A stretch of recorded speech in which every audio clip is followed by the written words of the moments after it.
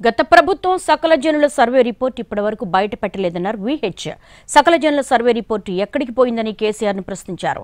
BC కులగణన తర్వాతే స్థానిక సంస్థల ఎన్నికలు జరపాలన్నారు విహెచ్.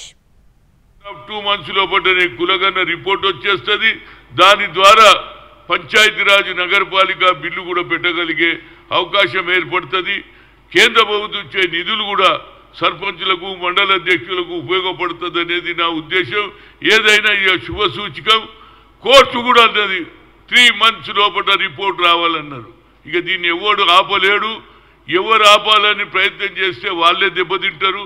కనుక నా ఉద్దేశంలో చిత్తశుద్ధి ఉంటే కేటీఆర్ కానీ కేసీఆర్ కానీ గతంలో ఏదైతే సర్వే చేశారో ఆ సర్వే రిపోర్ట్ ఇమీడియట్గా బయట పెట్టలే. వాళ్ళు చేసినామన్నారు కానీ బయట పెట్టలే. ఈసారి ఆ రిపోర్టును చీఫ్ సెక్రటరీకి పంపమని నేను కోరుతున్నా.